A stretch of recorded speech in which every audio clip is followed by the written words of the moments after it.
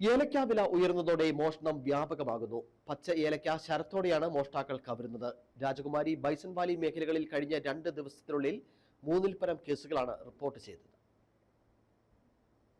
ഏലക്ക വില ഉയർന്നതോടെ പച്ച ഏലക്കായുടെ മോഷണം വ്യാപകമാവുകയാണ്. രാജകുമാരി, ശാന്തൻപാറ, ബൈസൺവാലി മേഖലകളിലായി കഴിഞ്ഞ 2 ദിവസത്തിനിടയിൽ 3-ൽ പരം കേസുകളാണ് വിവിധ സ്റ്റേഷനുകളിലായി രജിസ്റ്റർ ചെയ്യപ്പെട്ടിട്ടുള്ളത്. സേനാപതിയിൽ നിന്നും മോഷണം പോയ പച്ച ഏലക്ക സ്വർഗമേട്ടിൽ ഉടുമ്പൻചോല പോലീസ് കണ്ടെത്തിയിരുന്നു. രാജകുമാരി ബി ഡിവിഷൻ സ്വദേശി കുഴിമറ്റം രാജേഷിന്റെ ബൈസൺവാലിയിലെ തോട്ടത്തിൽ നിന്നും ശരം ചെത്തി ചാക്കിൽ ഒളിപ്പിച്ച നിലയിൽ തോട്ടത്തിൽ നിന്ന് തന്നെ തൊഴിലാളികൾ കണ്ടെടുത്തു.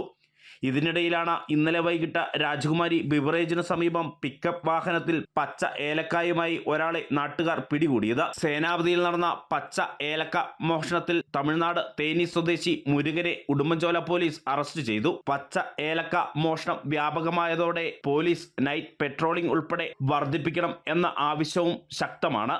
ന്യൂസ് ബ്യൂറോ, രാജകുമാരി.